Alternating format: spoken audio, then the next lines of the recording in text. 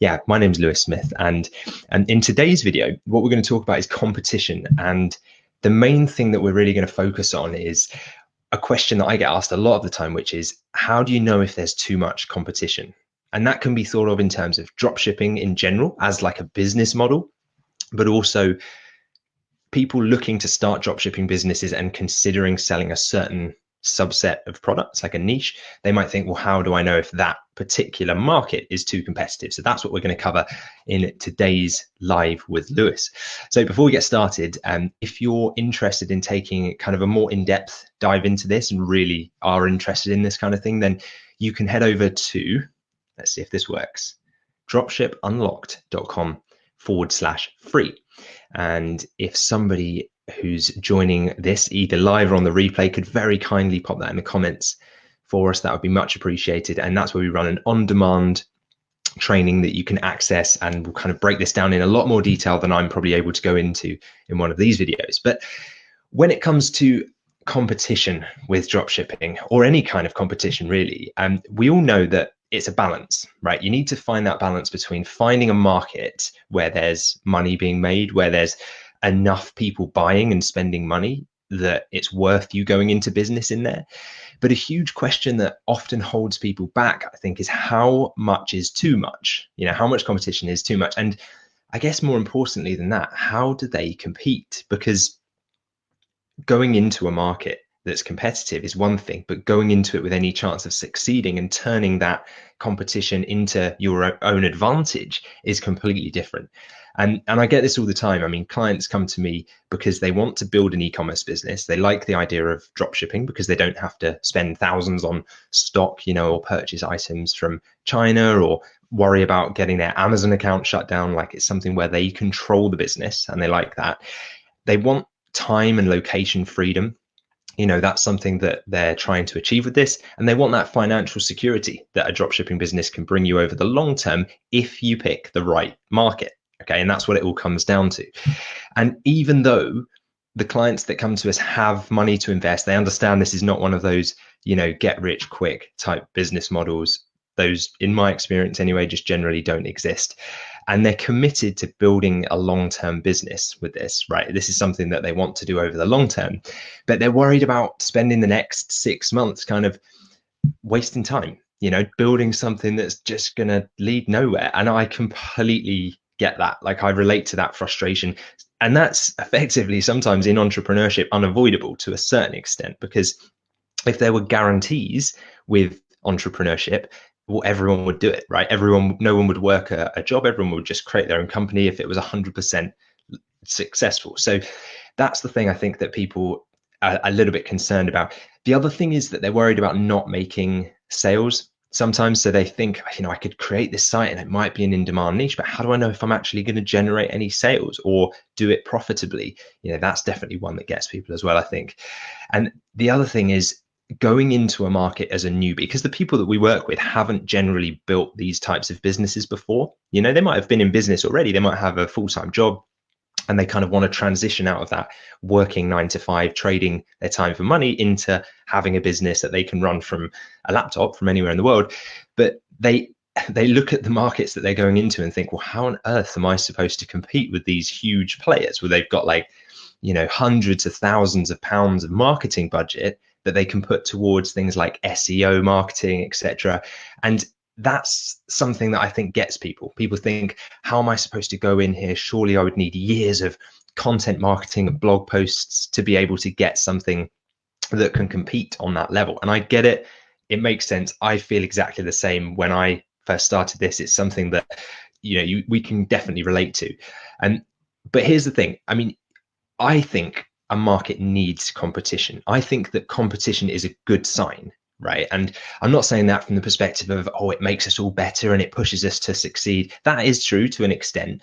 But when you're first getting started with this, I always say to people, if you're not finding any competition, because people come to me and say, I found a niche, I think it's a good one, I'm going to go after it. My first question is, well, who have you found that's in that market already? Who are your competitors? Because if they say it's great because there's not really that much competition, immediately alarm bells start going off for me. Because I say to those clients that if that's the case, do you think that do you back yourself to be the person that has discovered the niche that has never been discovered before, the market that's never been found before? And the reality is you might have struck gold, but the reality is if you are the only one in there, there's probably a reason for it. There's probably some kind of barrier to entry. And so I'll share an interesting story about that in just a minute. But before I get started, for anyone that is watching live or on the recording of this, if you're interested in finding out exactly how we verify that level of competition and kind of figure out whether it's a viable market, you can head over to dropshipunlocked.com/free for an on-demand training where we go into a lot more detail on exactly how we do that and how to figure out whether it's a viable market. So yeah, as I was saying, I remember this one time where I was walking through the streets of London with my wife. I was out on a leisurely walk, and we were kind of walking through, and I noticed that down this particular street in London, and it's quite a famous street, there were a lot of these fabric shops, these kind of like textile shops. If you probably know the ones I mean, like where they have rolls of fabric in the window and they're kind of selling to people that make clothes, etc. And I kind of saw it, didn't think anything of it. But then I looked across the street and I realized that there were two more, pretty much exactly the same shops, selling the same kinds of things. And I thought, okay, interesting. They're all kind of competing with each other. And as we walked down that street further and further, I noticed another one, another one, another one. And I'm thinking, how on earth are they competing with each other? How are these shops all still in business if they're all just essentially selling the same thing, right? You're probably thinking that too, kind of how would that work? But then we noticed something interesting, right? So we were walking a little bit further down the road, didn't think too much of it, just thought that's a bit strange that they're all congregated in one area. And then I see, ta-da, there's a huge fashion college just around the corner where there's thousands of students creating like clothes for their fashion project as they're learning how to become fashion designers and things. They're going to need a constant supply of, fabric. They're going to need those textiles.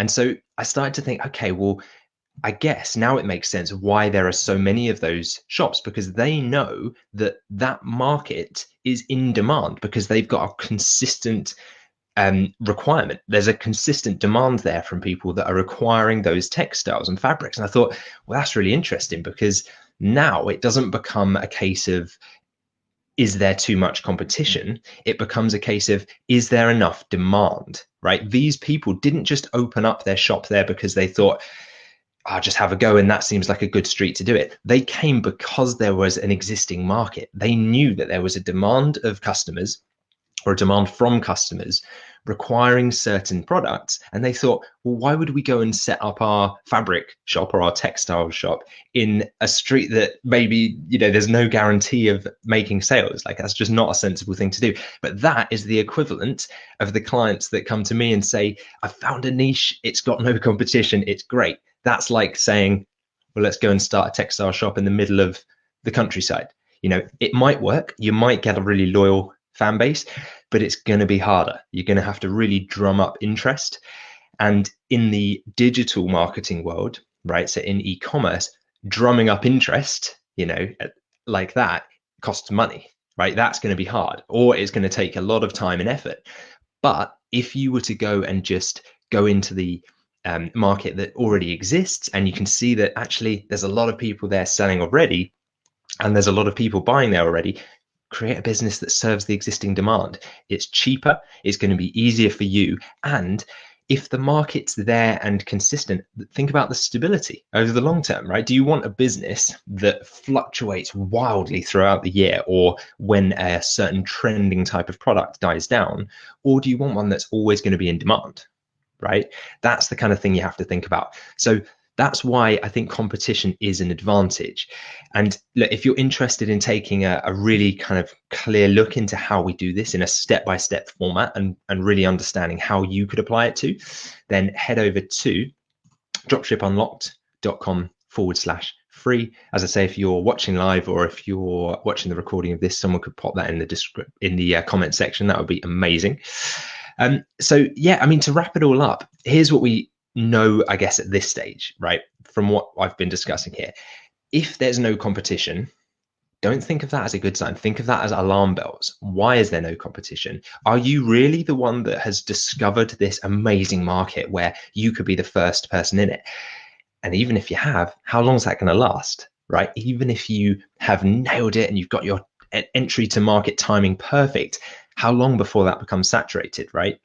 And is that market going to be big enough so to support you and all those competitions? So if you think about it like, you know, a huge pie, as the pie grows, it can feed more and more people. As the pizza grows, you can get more and more slices out of it. So think of that in terms of the size of the market, the size of the demand. Of course, it's okay to have competition when you've got enough of it to go around, right? And so the lack of competition for me is a worrying sign. That's the thing you should be looking out for.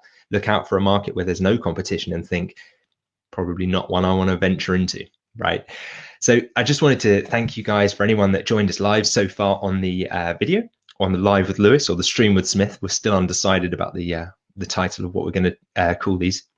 And yeah, I just wanted to say thanks for joining me today. If you have any questions, we are live at this stage, so feel free to put them in the comments and we'll be able to help you out with those, I hope. And if you found this useful, if this was kind of a useful perspective for you and you want to see more of these types of trainings, then feel free to let me know in the comments. You know, please let me know. And if you could just do me a favor and give the video a like, that would be just wonderful. I'd really appreciate that. And likewise, if you know anyone else, perhaps you've got a friend or a family member or a colleague that you've been talking to about drop shipping and this whole e-commerce thing, and you know, you think that it would be valuable for them too, click the share button, let them know, let them see it too, help them out, right? So I think that's probably going to be it for today.